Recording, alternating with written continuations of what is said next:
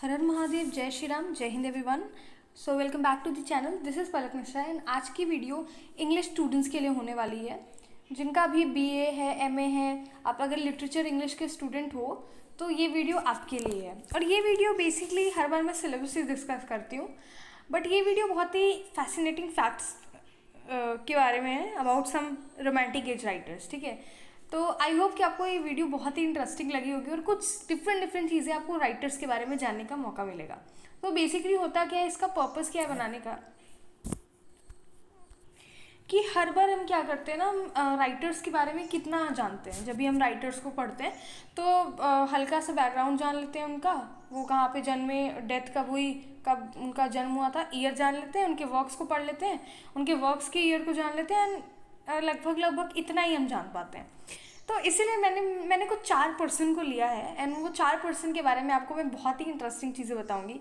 उसको सुन के आपको बहुत ही अच्छा लगेगा एंड आप बहुत सरप्राइज भी होंगे कि अच्छा ऐसा है क्या।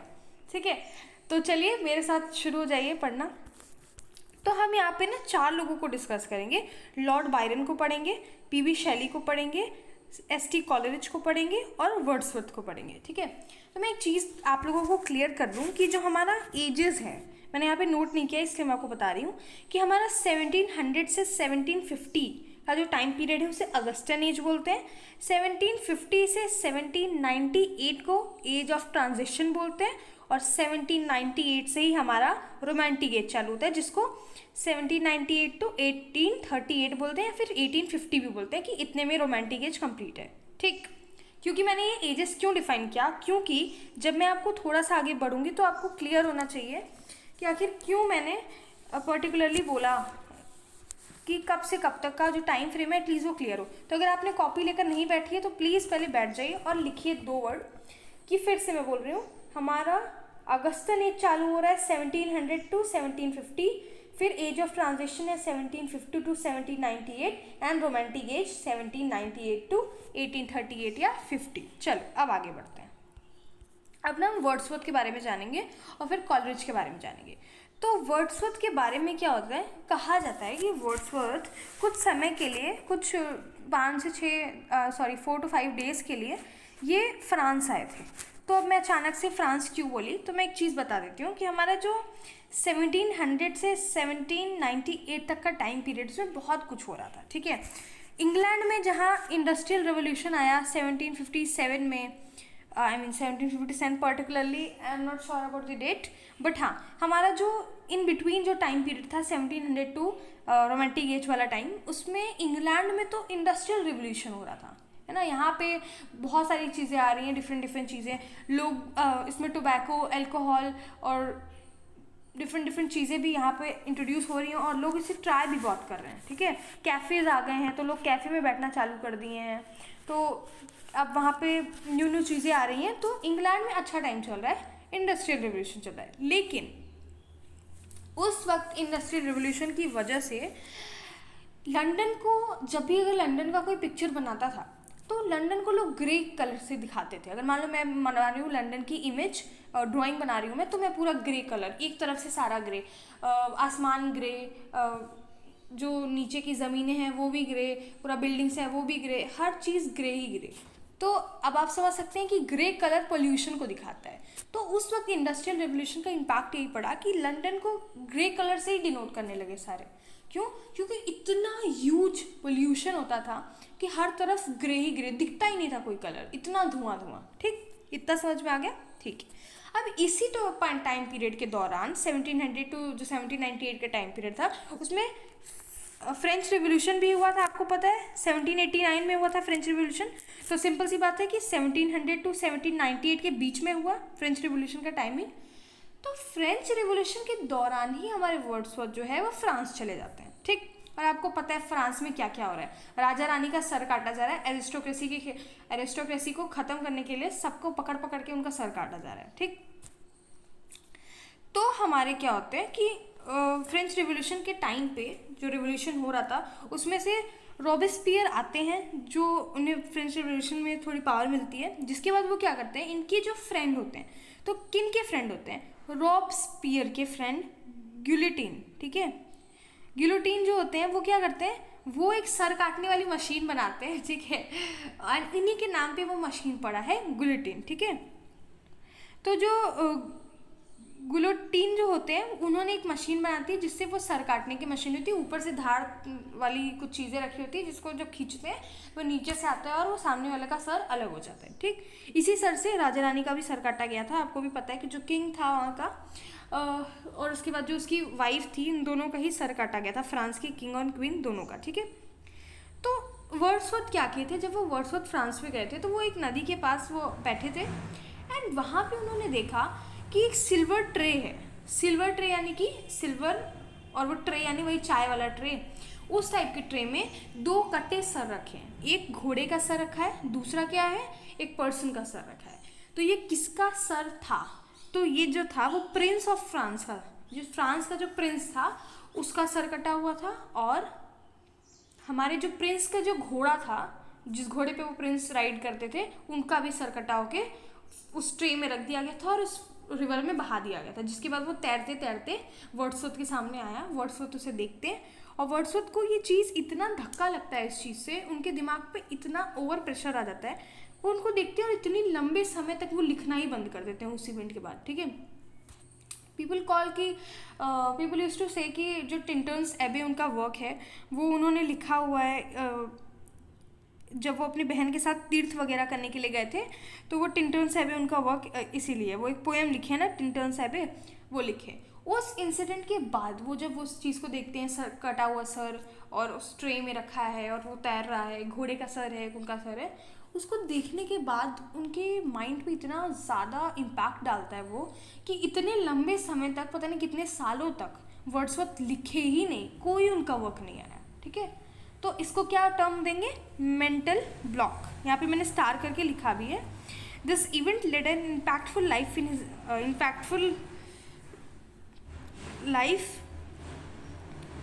Impact on his life, and क्या है उनका जो फेस था, और ही फेसेस मेंटल ब्लॉक। तो ये बहुत लंबे समय तक वो लिख नहीं पाए। फिर अचानक से उनका एक वर्क आता है 1798 में, लिरिकल बैलेड, जिससे रोमांटिक एज चालू होता है। समझ में आ गया, ठीक है। जो लिरिकल बैलेड उन्होंने लिखा था वो एसटी कॉलेज के साथ लिखा था। एसटी कॉलेज भी बड़े मज़ेदार पर्सन है, इनको भी हम पढ़ेंगे जानेंगे, बहुत मज़ा आएगा। तो और कहीं ना कहीं हम बोल सकते हैं कि जो वर्ड्सवर्थ की जो सिस्टर थी डोरोथी, उन्होंने भी वर्ड्सवर्थ की बहुत मदद की थी, ठीक है। तो अब चलेंगे हम लिरिकल बैलेड पे। तो अब मैं लिरिकल बैलेड के बारे में अगर बताऊं तो दोनों ही राइटर्स डिफरेंट माइंडसेट के थे, ठीक है। कॉलरिज अलग थे और वर्ड्सवर्थ अलग लिखते थे, लेकिन अब सोचो दो डिफरेंट माइंडसेट का पर्सन साथ में को ऑथर बन के लिख रहे हैं, दोनों साथ में लिख रहे हैं, ठीक। कॉलरिज जो थे वो मैरिजुआना के बिल्कुल पागल थे। अब मैरिजुआना क्या है, गांजा, ठीक है। तो जो कॉलरिज भाई साहब थे वो गांजा पीकर ही लिखते ही थे, समझ गए। जितना तो मैं पता है, इन्होंने कुबला खान भी ऐसे ही लिखा है। कुबला खान जो इनकी पोएम है, बहुत ही अच्छी पोएम है। उनको पहले उन्होंने क्या किया, उन्होंने पहले गांजा पिया, ठीक है, फिर वो सो गए और सपने में उनको जो जो दिखा वो उठ के फटाफट नोट कर लिए, तो कुबला खान हो गया, समझ रहे हो। तो इतना ये सब फैसिनेटिंग चीज़ें हैं, इतनी इंटरेस्टिंग चीज़ें कि भाई, और लोग ये भी चीज़ें कहते हैं, ये कहावत है कि जो हिमाचल के जो लोग होते हैं वो ऐसा ही करते हैं। लोग गांजे को स्पिरिचुअलिटी से बहुत जोड़ते हैं। लोग कहते हैं कि वहाँ पे लोग पहले पूरा हाई हो जाते हैं ये सब पी के, उसके बाद वो डांस करते हैं और फिर वो एकदम वो बियॉन्ड थिंकिंग करने लगते हैं और स्पिरिचुअल हो जाते हैं। तो ये कहा जाता है ऐसा। अब इसके बारे में मैं बहुत ज़्यादा तो नहीं जानती, बट जिस तरीके का कहावत है जो सुना हुआ है वो इसी टाइप का है, और वो स्पिरिचुअलिटी में खो जाते हैं। लोग कहते हैं कि गांजा पीने के बाद लोगों को बियॉन्ड चीज़ें दिखने लगती हैं एंड ऑल। तो ये कॉलरिज भाई साहब भी ऐसे ऐसे कर करके ना, इन्होंने भी एक थ्योरी बना दी थी, उन्होंने भी अपनी बुक लिखी थी बायोग्राफिया लिटरेरिया, उसके बारे में भी पढ़ेंगे। तो अब तुम्हें समझ में आ रहा है कि कॉलरिज कैसे लिखते थे। कॉलरिज जो है नशा करके लिखते थे, उनके जितने वर्क्स हैं ना वो सब नशे में ही लिखा हुआ है, ठीक है, ओके। तो जब कॉलरिज और वर्ड्सवर्थ साथ में लिख रहे हैं और वर्ड्सवर्थ को पता है कि भाई ये कैसा भाई नशा करके लिख रहा है, पता नहीं क्या लिख रहा है, एकदम इनको इनके वर्क्स में ज़रा भी दिलचस्पी नहीं थी, बट क्योंकि वर्ड्सवर्थ को कोई मिल नहीं रहा था उनको उस टाइप का को ऑथर, तो इन्होंने कॉलरिज के साथ काम किया। अब कितनी पोएम्स थी जो फर्स्ट दो बार आई है, वैसे कई बार एडिशंस के आए हैं, लेकिन पहली बार जो पब्लिश हुआ था वो 1798 का था। दूसरी बार 1800 में पब्लिश हुआ था, 2 बार, ठीक। तो जो पहली बार जो पब्लिश हुआ था ना, उसमें 23 पोएम्स थी, जिसमें सिर्फ और सिर्फ 4 पोएम कॉलरिज के थे, बाकी 19 जो थी वो वर्ड्सवर्थ की पोएम थी। तो फिर ऐसा हुआ, ठीक, पब्लिश हो गया, फेल हो गया। लोगों को समझ ही नहीं आ रहा है कि लिखा क्या है, क्योंकि पहली ये किताब है जो कि रोमांटिक एज को डिफाइन करती है। जिस तरीके का रोमांटिक एज का फैक्टर था, लोगों को समझ ही नहीं आ रहा कि ये क्या लिखा है, किस टाइप की पोएम्स है, क्या लिखा है, कुछ भी लिखती है। तो फिर इन्होंने क्या किया, वर्ड्सवर्थ ने इसको दोबारा पब्लिश किया विथ अ प्रीफेस। और प्रीफेस का क्वेश्चन हर बार आता है, चाहे आप CUET दो, PG दे दो, और आप CUET UG दे दो, कहीं आप नेट दे रहे हो, कहीं भी इंग्लिश लिटरेचर से रिलेटेड कोई आपका मेजर वाला एग्जाम है, आपको ये पूछता है कि प्रीफेस जो सेकेंड एडिशन जो फ्री फेस था, सेकेंड 1800 एडिशन वाला, उसमें वर्ड्सवर्थ ने क्या किया था। तो जो सेकेंड एडिशन आया था ना, उसमें वर्ड्सवर्थ ने कॉलरिज की जो पोएम थी उसको रिमूव कर दिया था। कॉलरिज की एक पोएम थी द कन्विक्ट, वो बहुत ही कंट्रोवर्शियल थी, उन्होंने इसको हटाया और कॉलरिज की पोएम लव पोएम से इसको रिप्लेस किया, ठीक है। अब कॉलरिज देखते हैं कि पहला एडिशन आया, यार मेरा तो बहुत ही कम छपा है, क्या है ये, मेरे सिर्फ 4 पोएम छपे, मैं इतना लिख रहा हूँ बैठ के, मेरे सिर्फ 4 पोएम छपे, दूसरे में एक तो रिमूव भी कर दिया जाए। वही कॉलरिज उठे और बोले अब मुझे आपके साथ काम नहीं करना, छोड़ के भाग गए। अब कॉलरिज इनके साथ भागे लिटरली। अच्छा, ये भी चीज़ है कहीं ना कहीं कि अगर मैं किसी के साथ को ऑथर बन रही हूँ या कोई मेरे साथ लिख रहा है, तो उसकी भी एक्सपेक्टेशन मेरे साथ यही होगी कि जितना वो लिख रहा है उतना उसका पब्लिश हो, जितना मैं लिख रही हूँ उतना मेरा पब्लिश हो। लेकिन तो वर्ड्सवर्थ को ये उनका लिखा हुआ पसंद ही नहीं आता था कि ये लिख क्या रहा है बंदा, एक तो नशे में है ना, गांजा फूक के लिख रहा है, ऊपर से क्या लिख रहा है भाई। कॉलेज को जैसे ही पता चला कि ये तो मेरे सारे पोएम्स हटा हटा के मेरे सिर्फ 4 पोएम छपी है, तो कॉलेज गुस्सा होकर चले गए, भाग गए। वो बोले हमको नहीं करना है भाई, मैं नहीं को ऑथर बनना चाहता। तो ऐसा हो गया, ठीक है। तो चलो अब हम नेक्स्ट देखें। इसीलिए मैंने कन्विक्ट को हाईलाइट किया, क्योंकि ये भी क्वेश्चन आता है कि कौन सी पोएम हटाई थी, तो कन्विक्ट, ठीक। अब देखो लिरिकल बैलेड जो था वो मैंने एकदम क्लियर कर दिया है, जैसा फर्स्ट पब्लिश 1798 में, second publish in 1800 with a preface. अब प्रीफेस को मैंने बताया कि प्रीफेस 3 क्वेश्चन को पूछती है, तो क्या क्या वो क्वेश्चंस हैं वो जान लीजिए। वर्ड्सवर्थ कहते हैं प्रीफेस में 3 क्वेश्चन उन्होंने डाला। Who is a poet, poet कौन है, पोइट्री क्या है, और लैंग्वेज पोइट्री की कैसी होनी चाहिए, ठीक है। Who is poet, what is poetry, what should be the language of poetry, जो भी लिख रहे हैं।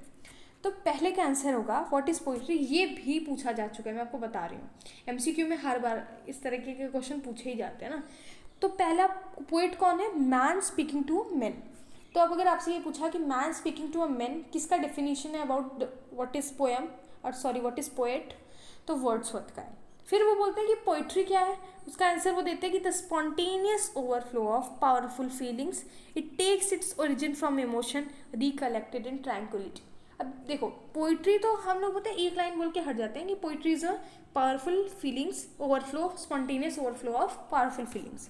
क्या है कि मुझे कुछ फील हो गया, मुझे कुछ समझ में आ रहा है, मेरे दिमाग में कुछ थॉट है, वो घूमे जा रहा है, अचानक अचानक आ रहा है, ये पोइट्री है।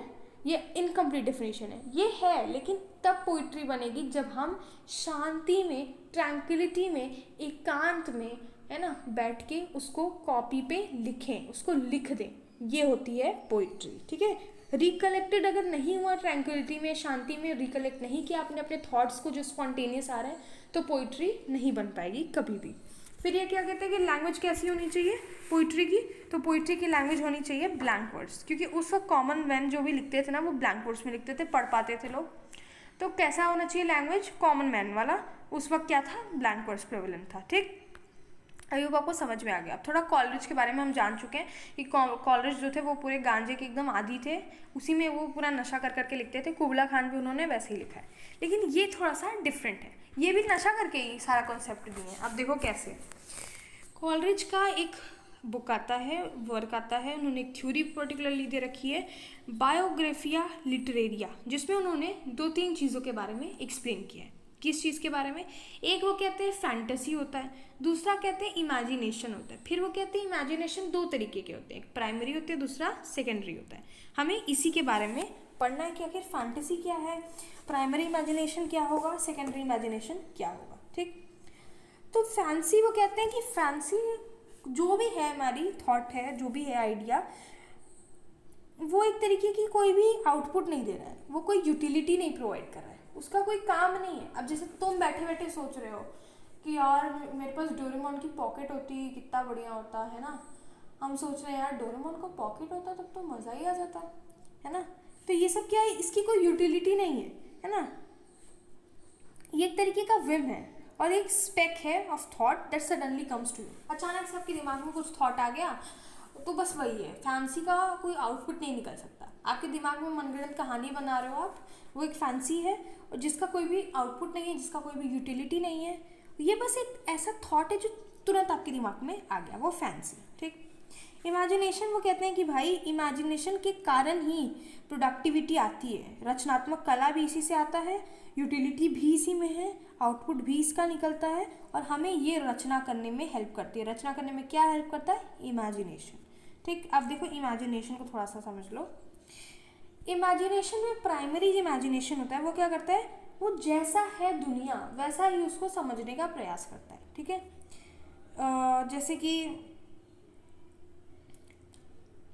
when you actively think something that is primary, जैसे आप कोई चीज़ को समझ रहे हो, कंटिन्यू सोचे जा रहे हो, एक्टिवली उसमें हो लगे, वो आपकी प्राइमरी इमेजिनेशन, क्योंकि आप उसको सोच रहे हो कि ठीक है, आपने सोच लिया कि यार उड़ना चाहते हैं आप सोच रहे हैं, उसी के बारे में सोच रहे हैं, आसमान में कैसे उड़ेंगे ये सब चीज़ें सोच रहे हैं। ठीक है, ये प्राइमरी इमेजिनेशन। सेकेंडरी कहता है कि भाई प्राइमरी को जब डेप्थ में लेके चले जाते हैं, वो सेकेंडरी का पार्ट होता है। अब जैसे मान लो मैंने कहा इसी से पोइट्री क्रिएट होती है, ये जो इमेजिनेशन है वो पोइटिक होता है, सेकेंडरी इमेजिनेशन। और सेकेंडरी इमेजिनेशन के कारण ही हम कुछ भी लिख पाते हैं, क्रिएटिव लिख पाते हैं। क्यों? Art is possible only with the secondary imagination. ठीक है, समझ लो प्राइमरी इमेजिनेशन का डेप्थ में चले जाना। जैसे अभी मैंने बोला कि मुझे डोरेमोन की यार, या फिर मैं ये सोचती कि यार चॉकलेट का, मैं ऐसे जादू की छड़ी घुमाऊँ और चॉकलेट का घर बन जाए और फिर सारे चॉकलेट के घर को खा जाऊँ। या मैं सोचूं कि यार मेरे पास वो जादुई छड़ी होती या जादुई पेंसिल होता जिसपे मैं बनाती एक प्यारा सा ड्राइंग, और मान लो मैं प्यारा सा टेडी बेयर बना दी, वो मेरे पास उछल के आ गया, रियल बन गया। देखते थे ना हम लोग, कोई कार्टून देखते थे जिसमें पेन से बनाया हुआ चीज़ें रियल बन जाती थी। ये फैंसी है। इमेजिनेशन में भी प्राइमरी इमेजिनेशन ये कहता है कि जैसी दुनिया है उसको एकदम नॉर्मल सोचना, समझना। रियल वर्ल्ड को आप पूरी तरीके से जानते हो, फिर आप उस बेसिस पे आप सर्च करो। फॉर एग्जांपल आप चाहते हो कि उड़ना चाहते हो, और फिर सोच रहे हो कि आप कैसे आसमान में उड़ सकते हो, है ना। आपने सोचा कि अगर मेरे चिड़ियों की तरह पंख होते तो मैं उड़ सकता, तो आप इसके बारे में कॉन्टिन्यू एक्टिवली पार्टिसिपेट कर रहे हो इसको सोचने में। आप सोच रहे हो कि यार चिड़ियों को तो दर्द नहीं होता, आई मीन चिड़ियों को कितना मज़ा आता होगा ना। अब फॉर एग्जांपल आप ये सोच रहे हो बैठे बैठे, यार चिड़िया का तो सही है भाई, ना स्कूल जाना पड़ता है ना कुछ जाना पड़ता है, बस उड़ती रहो मस्त रहो। लेकिन फिर आप सोच रहे हो कि मेरे पास भी विंग्स होता तो मैं भी उड़ के यहाँ जाती वहाँ जाती, यहाँ जाता वहाँ जाता। Primary imagination. लेकिन सेकेंडरी कहते हैं कि नहीं भाई, इसका डेप्थ लेवल ले चलो, एकदम इसको निचले सतह पे पहुँचेंगे कि कैसे कर सकते हैं। और ये सिर्फ और सिर्फ आर्ट को क्रिएट करने में बहुत हेल्प करता है, क्योंकि आर्टिस्ट जो होते हैं उनकी इमेजिनेशन बहुत ही डीप रहती है। जब आप कोई पोएम पढ़ो, जैसे मान लो आपके टीचर्स वगैरह कोई आपको पोएम रिकमेंड करते हैं ना, ऊपर ही ऊपर वाला सरफेस पोएम नहीं, डेप्थ वाला, जिसमें कह कुछ रहा है बात कुछ और हो रही है, उस जब आप वर्क को पढ़ो, पोएम को पढ़ो, वो समझ में आएगा कि किस लेवल का क्रिएटिविटी एक राइटर के पास होता है, तब वो जाके फेमस होता है, कैसा लिखता है वो। ठीक। तो सेकेंडरी इमेजिनेशन यही कहती है कि भाई मेरे से अगर कुछ काम हो पाएगा तो वो यही है कि मैं अच्छा क्रिएटिव वर्क लिख सकती हूँ, क्योंकि art can only possible from the secondary imagination. ठीक है, और ये डेप्थ है प्राइमरी इमेजिनेशन का, और इसी से पोइट्री वगैरह क्रिएट होती है। अब हम जानेंगे कि पहला लिटरेरी सेलिब्रिटी लॉर्ड बायरन क्यों है। अब इनके बारे में हम जानेंगे। अभी तक हम लोगों ने समझा कि वर्ड्सवर्थ क्या थे, कोलरिज कैसे उन्हें छोड़ के गए, क्यों, रीज़न था, क्या था, सब कुछ समझ लें। मैं बहुत ही बेसिक चीज़ें बता रही हूँ, क्योंकि हर चीज़ गूगल पे अवेलेबल है। आप उनसे पूछो कि बर्थ कब हुआ था, डेथ कब हुआ था, किस जन्म में, किस प्लेस में जन्मे, है ना, किस स्कूल में पढ़ते थे, किस कॉलेज में गए, सब कुछ मेंशन है। ये सब चीज़ें बताना ज़रूरी है। अब एक और चीज़ें हुई, वो हमारा रोमांटिक एज ही एक ऐसा एज था जिसमें सेलिब्रिटी वाला अगर कोई फीलिंग आई है ना, तो वो इसी एज में आई है।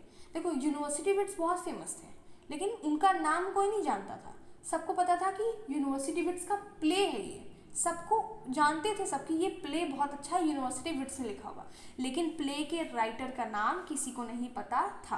ठीक है, तो अब बताओ कि वो लोग क्या सेलिब्रिटी की कैटेगरी में आएंगे? नहीं आएंगे, बिल्कुल नहीं आएंगे।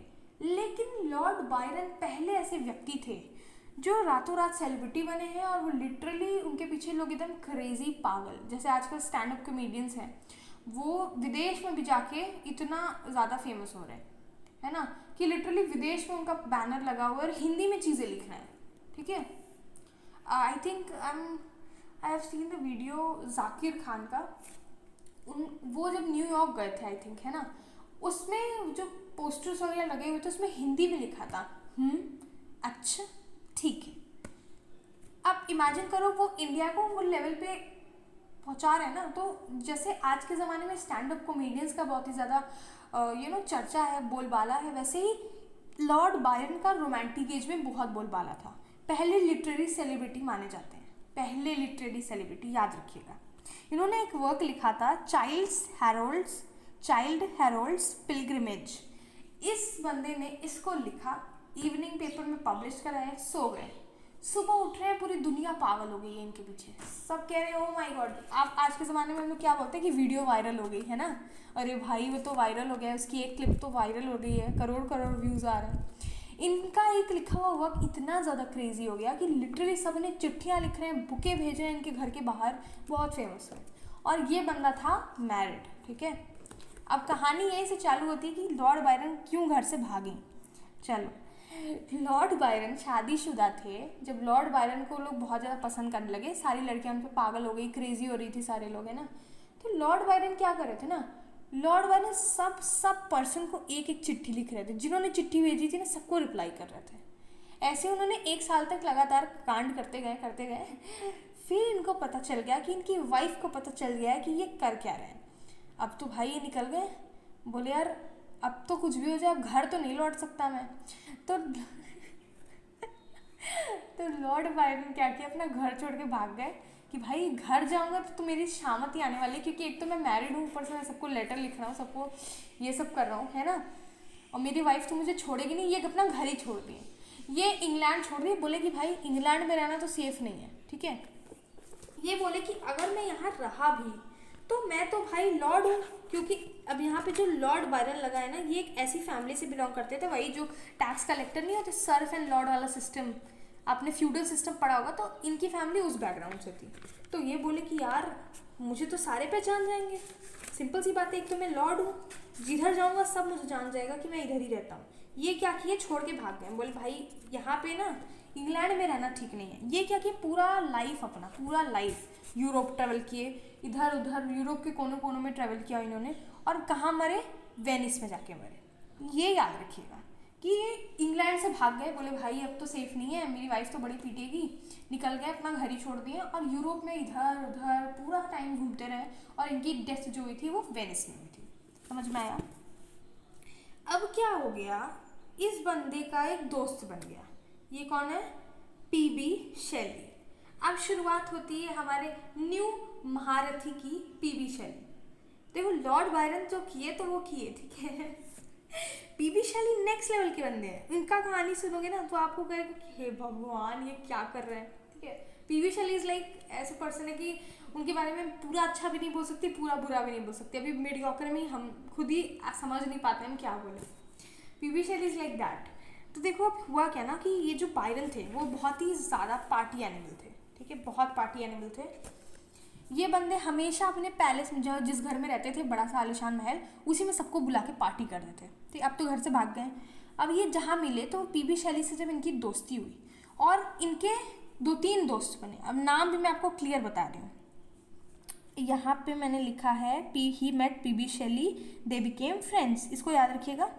दूसरे इनका क्लोज साथी जो हमेशा इनके साथ होता था वो फिजिशियन था। मैंने आपको बताया नहीं, जो बायरन है ना वो उनके लिम्प था। ठीक है, इनके लिम्प था, जिसकी वजह से उनका जो जैसे नहीं थोड़ा पैर को लचका के चलना, ये वो ऐसे चलते थे, लचक के चलते थे थोड़ा सा। तो इनका जो फिजिशियन था ना वही इनके साथ रहता था, क्योंकि ये फिर इनके लेग वेग का सारा देखता था काम, क्योंकि इनका लेग में लिम्प था तो बहुत उन्हें प्रॉब्लम होती थी, थोड़ा थोड़ा झुक के चलते थे। तो इनका फिजिशियन का नाम था जॉन पॉलिडोरी। तो जॉन पॉलिडोरी भी इनके दोस्त थे। शैली तो इनके दोस्त बन ही चुके थे भाई। पीबी शैली तो फ्री सोल है भाई, इनको कोई कमिटमेंट, इनको कोई रिस्पॉन्सिबिलिटी वाला काम ना दो। पीबी शैली का नेक्स्ट लेवल काम है, ठीक है। इनको तो घर से ही बाहर निकाला गया था ये घर छोड़ के भाग रहे हैं, उनको घर से बाहर निकाला जा रहा है, इमेजिन। और दोनों मैरिड हैं। ये प्रोपोनेंट है फ्री सोल के। अब आइए पीबी शैली को पढ़ ही लेते हैं, इतना मैंने बता दिया इनके बारे में। अब चलो पीबी शैली को पढ़ते हैं। देखो दोस्तों, पीबी शैली जो ऐसे पर्सन है, खुरापाती टाइप, एक नंबर ये बंदा खुरापाती है। इन्हें किया गया, देखो पीबी शैली क्या था, ऑक्सफोर्ड यूनिवर्सिटी का स्टूडेंट था। अब आपको जिसको नहीं पता है मैं बता दूं, ऑक्सफोर्ड पूरा कैथोलिक है, प्योर कैथोलिक वहाँ पे है। तो उनको जीसस मानेंगे, प्रॉपर मानेंगे जीसस को, ठीक है। इस बंदे ने क्या किया, ये थी एथिस्ट टाइप का था, ठीक। इस बंदे ने एक पैम्पलेट छपवाया, उस पर लिखा था नेसेसिटी ऑफ एथिज्म, ठीक। इस पैम्पलेट की गड्डी को ये लेकर आया अपने कॉलेज में, और जगह जगह हर दीवार हर डोर पे जा जाके बंदा चिपका रहा है। जैसे हम लोगों के एचओडी होते हैं, हम लोगों के बोर्ड ऑफ क्या बोलते हैं, बीओडी होते हैं ना, बोर्ड ऑफ डायरेक्टर्स होते हैं ना, जो आते हैं और डिसीजन लेते हैं, है ना। तो ये क्या किया, क्लास में चिपका ही रहा है, कॉरिडोर में चिपका ही रहा है, हर कॉरिडोर में चिपका है। ये क्या कर रहा है, एचओडीज के भी ऑफिस में चिपका रहे हैं, बाहर से चिपका रहे हैं। देख रहा है कि अच्छा बोर्ड मेंबर्स का ये रूम है, चिपका दिया, बाहर चिपका के भाग गया। अब कोई बाहर निकल रहा है, तुम इमेजिन कर लो कि वहाँ के लोग जीसस को इतना ज़्यादा वो ओवर मानते हैं। कैथोलिक का तो यही है, प्रॉपर एकदम जो लिखा है वही फॉलो करेंगे। अब क्योंकि कैथोलिक और प्रोटेस्टेंट का डिवीजन भी इसीलिए हुआ था, क्योंकि कैथोलिक प्रॉपर उस चीज़ को बहुत ही रिजिड फॉलो करते थे, तो प्रोटेस्टेंट आए, बोले यार इतना भी सही नहीं है ना। तो इसी वजह से इसीलिए इन लोगों की क्रिश्चियनिटी में भी दो पार्ट्स हो गए, कैथोलिक हो गया, दूसरा प्रोटेस्टेंट हो गया, ठीक है। तो ये एक पास्ट का मैटर है। जब आप पढ़ोगे कि कैसे डबल डिवीजन हो जाता है क्रिश्चियनिटी का, ये बहुत ही बड़ा रिलीजियस मूवमेंट है। जब एलिजाबेथ के दादाजी जो है ना, वो सारे चर्चेस तोड़वा दिए थे, literally I think Catholic churches तोड़वाए थे उन्होंने। तो बहुत ज़्यादा कन्फ्लिक्टिंग ये मैटर है, तो इसको नहीं जाते हैं, बस जो मैं बताना चाहती हूँ उस पर जाते हैं। कैथोलिक थे भाई, बाहर निकल के आ रहे हैं, टीचर्स कह रहे हैं ये क्या लिखा है, नेसेसिटी ऑफ एथिज्म। इधर कोई आ रहे कहते हैं हाँ ये क्या छपा है, नेसेसिटी ऑफ एथिज्म, हर जगह छाप दिए थे। अब इनको कॉलेज के बाहर भगा दिया गया, लात मार के नहीं निकाल दिया गया, बोले अब मत आना इस कॉलेज में, ठीक है, तुम्हारा ऑक्सफोर्ड यूनिवर्सिटी से नाता रिश्ता खत्म। बेचारे कॉलेज से तो बेदखल हो गए I am actually telling you, I love those person जो कि इस तरीके का कोई भी काम करते हैं, पता नहीं क्यों। इट्स लाइक ना कि जैसे हम लोग हमेशा डिसिप्लिन में रहते हैं, और कोई अगर ऐसा काम कर रहा है, उसको बहुत मज़ा आ रहा है ये सब देख के, तो अपने को देख के लगता है कि यार वाह यार बढ़िया है ना। ऐसे कोई फ्रेंड रहता तो अलग ही मज़ा आता है ना, बैठ के साथ में बस यही क्या क्या खुरापात हो गया डिस्कस करते ना। तो इस तरीके के लोग जो है पीबी शैली थे, ठीक है। पीबी शैली भाई मस्त लड़के, अलग ही लेवल के। पीबी शैली इतना कांड कर दिया ना, वापस आए घर में, उनके घर वालों को पता चला कि यार ये सब करके आए, घर वालों ने मैंने लात मार के बाहर निकाली, बोले अब मत आना यार, मत आना, ठीक है। पीबी शैली उस वक्त मैरिड थे, ठीक है। पीबी शैली की जो वाइफ थी वो बहुत अच्छी थी। पीबी शैली ने जो भी हरकत किया था उसके बाद भी पीबी शैली को सपोर्ट इनकी वाइफ की, लेकिन पीबी शैली थे पूरे के पूरे रेड फॉरेस्ट, ठीक है। I have heard about the term calling red flag to everyone, so green flag red flag वाला, तो अब हम इन्हें रेड फ्लैग तगड़ा बुला सकते हैं, क्योंकि पीबी शैली की वाइफ इन्हें सपोर्ट की उस वक्त जब पीबी शैली की वाइफ जो थी, ठीक है। आई थिंक मैंने इनका नाम मेंशन नहीं किया, I don't know why, I have mentioned, I don't know मैंने मेंशन क्यों नहीं किया, या इट इज़ मेंशनड, हैरियट। तो इनकी वाइफ हैरियट ने इनका सपोर्ट किया पीबी शैली का उस वक्त जब इनको सब आगे घर से बाहर निकाल रहा था। बट पीबी शैली की जो वाइफ थी, उनके जो फैमिली मेम्बर्स थे, यानी उनके माता पिता सपोर्ट नहीं कर रहे थे कि भाई इस कैसे बंदे के साथ तुम क्या उसका सपोर्ट कर रही हो, पागल है पूरा, यहाँ क्या क्या करके बैठा है, ठीक है। लेकिन पीबी शैली की वाइफ ने सपोर्ट की थी।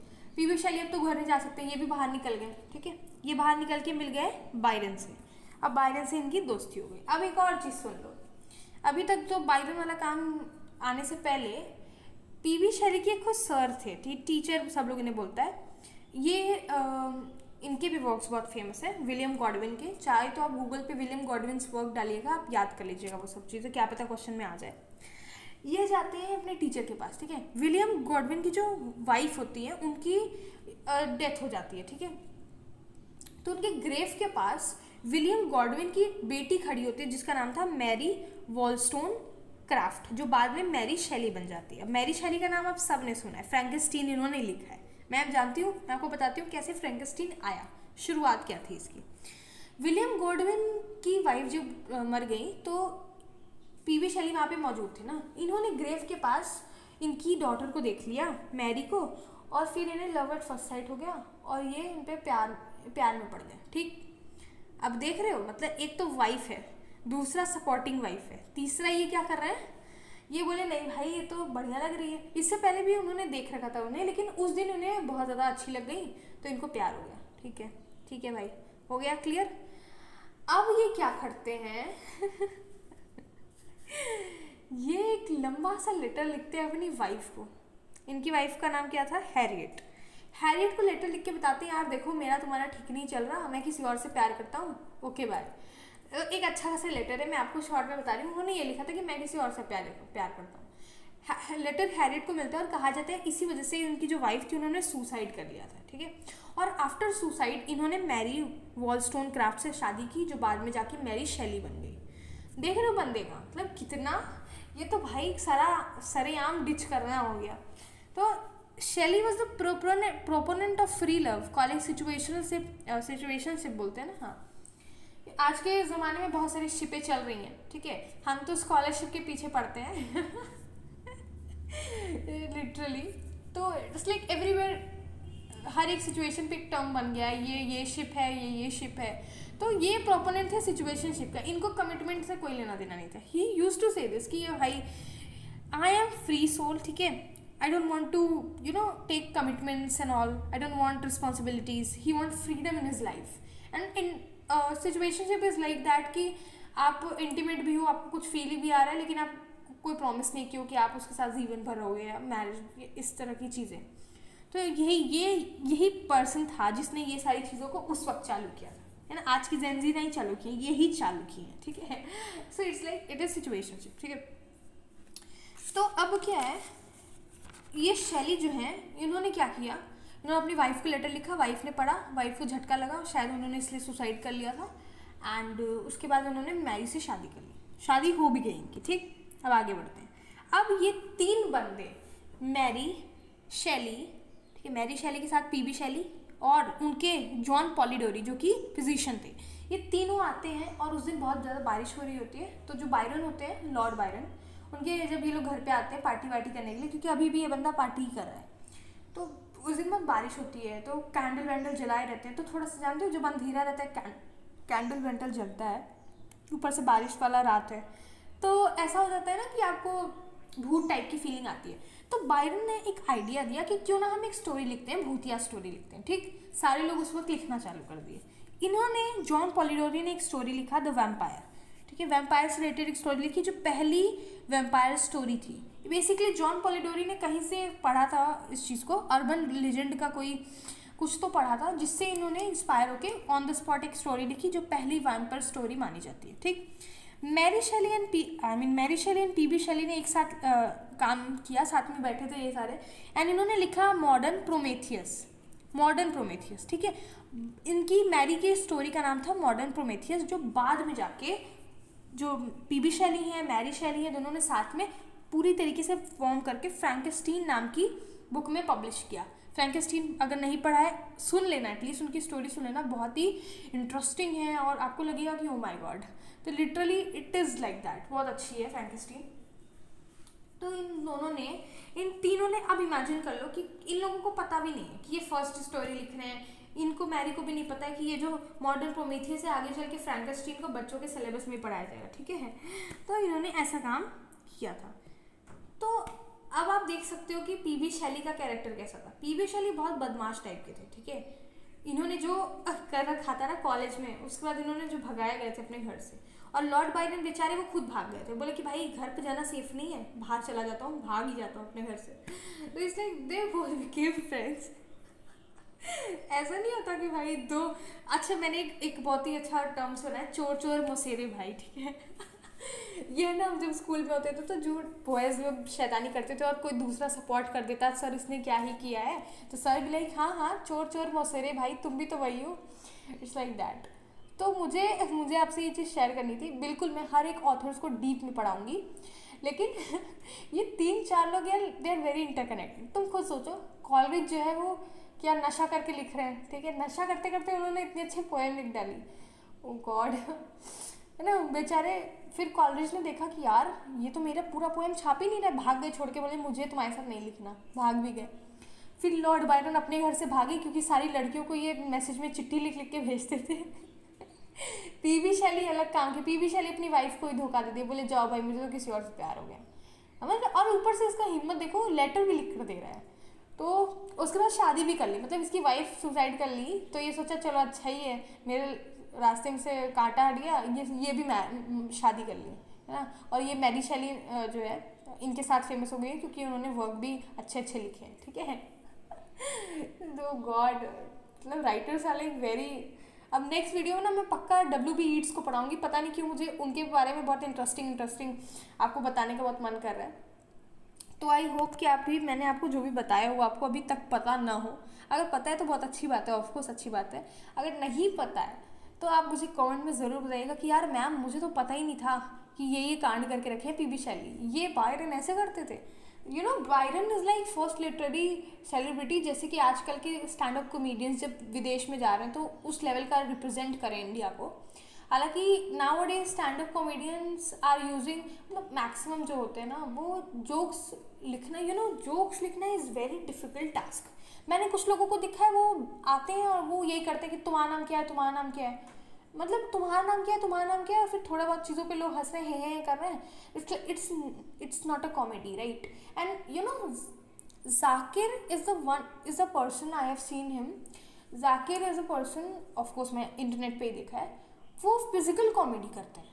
अब जिसको नहीं पता फिजिकल कॉमेडी का टर्म, जैसे आपने जॉनी लीवर को देखा होगा, ये सारे लोग जैसे अपने फेशियल एक्सप्रेशन से लोगों को हंसाते हैं, है ना। अब भी मजा आएगा ना बीड़ू, तो किस तरीके से अपनी बॉडी मूवमेंट, किस तरीके से शक्ल बनाना, बहुत सारे ऐसे हैं जो इंडियन बॉलीवुड्स में हैं जो अपनी कॉमेडी के लिए ही फेमस है। मैं अभी सुबह, मुझे नहीं याद है इस हीरो का नाम क्या है, वो कॉमेडी ही करता है, ठीक है, उसको मैंने देखा एंड आई सेड कि यार ये इसमें हीरो का रोल कर रहा है क्या, तुम माय फादर सेड कि यस। मैंने कहा अरे यार पापा ये क्या, ये इसका कोई कॉमेडी वाला लगाइए, इसमें बढ़िया नहीं लग रहा है, इसमें सूट नहीं कर रहा है, कॉमेडी सूट करता है। तो इट्स लाइक दैट। तो वो फिजिकल कॉमेडी है, जाकिर हैज़ दिस एबिलिटी, ये फिजिकल कॉमेडी करता है, ये अपनी शक्ल बनाता है एंड उसके बाद जिस तरीके से ये बोलते हैं, है ना, अपनी बॉडी मूवमेंट्स करते हैं और लिटरली फेस उसका जो एक्सप्रेशन रहता है। इसी रीज़न से Zakir is famous for his physical comedy as well as his script. And on the other hand जो लोग हैं अदर स्टैंड अप कॉमेडियंस, उनका बस यही काम है, वो आते हैं, मुझे ऐसा लगता है कभी उनके पास स्क्रिप्ट ही नहीं होती है क्या, एंड वो लोगों से बात करते हैं, तुम क्या करते हो, तुम्हारा क्या जॉब है, तुम्हारा क्या जॉब है, अच्छा बीच बीच में थोड़ा थोड़ा बोल दिया एंड वो उनकी कॉमेडी खत्म हो गई। But writing comedy script is actually a very difficult task, जो कि जाकिर बहुत ही अच्छे से लिखते हैं। एंड दैट इज़ वाई जब वो विदेश में जाते हैं, इमेजिन दूसरे कंट्री में आपको हिंदी में वर्ड्स लिख के दे रहा है, अच्छा ठीक है, दैट इज़ समथिंग वेरी अच्छी बात है, राइट, कि इंडिया को रिप्रेजेंट कर रहे हैं। बाकी तो हर इंडिया में मैक्सिमम जो स्टैंड अप कॉमेडियंस काम कर रहे हैं वो मैक्सिमम गाली की वजह से फेमस होते हैं। मुझे ऐसा लगता है कि मैक्सिमम अगर स्टैंड अप कॉमेडियंस अगर गाली देना बंद कर दे तो उनकी कॉमेडी लगेगी ही नहीं, उनकी कॉमेडी कुछ भी नहीं रहेगी, ऐसा लगेगा ना स्क्रिप्ट है जो आप बोल रहे हो और कोई भी नहीं हंसेगा। सिर्फ ये रीज़न है आजकल हर कोई दो वर्ड बोलेगा और गाली दे देगा और सारे हंसेंगे साथ में, तो वो कूल बन जाता है। But it is not cool, right, ये अच्छी बात नहीं है, ना ही वो बहुत इंप्रेसिव लगता है। But Zakir has this very brilliant script and the way he present his face, physical comedy जो करता है वो एक्चुअल में वेरी इंटरेस्टिंग है। इसीलिए, क्योंकि मैंने फिजिकल कॉमेडी टर्म मैं आपको बता देती हूँ ये भी चीज़, जब आप कॉमेडी ऑफ मैनर्स पढ़ोगे, कॉमेडी ऑफ ह्यूमर्स पढ़ोगे, उस वक्त जब मैं आपको पढ़ाऊँगी ना हिस्टोरिकल बैकग्राउंड जब उसका सबका बताऊँगी, तो आपको पता चलेगा कि फिजिकल कॉमेडी उस वक्त क्या लेवल का इम्पोर्टेंस रखती थी। और इसी वजह से जैसे फिजिकल कॉमेडी जब हम उस वक्त पढ़ रहे थे तो मेरे दिमाग में जाकिर का नाम आया, मेरे दिमाग में जॉनी लीवर का नाम आया, क्योंकि ये लोग ही अपने फेस से, इन लोगों की कोई भी वीडियोस देख लो, वो हंसते हुए मुंह बना रहे हैं, रोते हुए मुंह बना रहे हैं, उनकी बॉडी मूवमेंट जैसे मूव कर रही है, वो एक्चुअल में वो बहुत ही फिजिकल कॉमेडी है। उनकी जितनी डायलॉग्स फेमस नहीं होंगे, आई मीन उनके जैसे हीरो के डायलॉग फेमस हो या ना हो, कॉमेडिया जो भी है वो मीम की वजह से बहुत टॉप लेवल पे जा रही है। जैसे हर एक मीम, जब भी हम कोई फ़नी वीडियो देखते हैं तो वो फ़नी इसलिए नहीं होता है कि वो वीडियो बहुत फ़नी है, कि हम हंस हंस के पेट अपना पकड़ रहे हैं कि बहुत ज़्यादा फ़नी है, इसलिए नहीं होता। वो मीम और उस पर्सन का चेहरा जो इसमें बीच बीच में अटैच कर दिया गया है वो फ़नी होता है, जिसकी वजह से वीडियो और ज़्यादा कनेक्ट कर पाते हैं हम लोग, समझ रहे हो। तो रिलेटेबल बनाने का भी एक अलग ही रीज़न है। सो वेल आई होप कि मैंने तो बहुत ही ज़्यादा कुछ नेक्स्ट पे चली गई, स्टैंड अप कॉमेडियंस पे चली गई एंड ऑल, हीरोज़ पे जाने लगी मैं। But I have only stated this things because जब मैं आपको हिस्टोरिकल बैकग्राउंड में कॉमेडी पढ़ाऊंगी तो आपको ये फिजिकल कॉमेडी टर्म देखने को मिलेगी, तब मैं फिर यही सेम एग्जांपल दूंगी कि कैसे जॉनी लीवर अपना कॉमेडी कराता है, ठीक है। आई होप अगर आपको कुछ भी इसमें से कुछ ऐसा डिफरेंट पता हो जो अभी तक आपको नहीं पता है, तो फिर आप ज़रूर मुझे बताइएगा, एंड अगर पता भी है तो बता दीजिएगा कि अरे हमें तो पहले ही पता था, ये कोई इंटरेस्टिंग वीडियो नहीं थी। तो मैं नेक्स्ट टाइम और ट्राई करूँगी कि कोई डिफरेंट चीज़ें उठाकर लेकर आऊँ और आप भी हंसते हंसते सारे राइटर्स के बारे में जानें, ठीक है। बट पीवी शैली, दिस इज़ नॉट गुड, बहुत गलत किया आपने, okay. Okay guys, thank you very much and जय हिंद।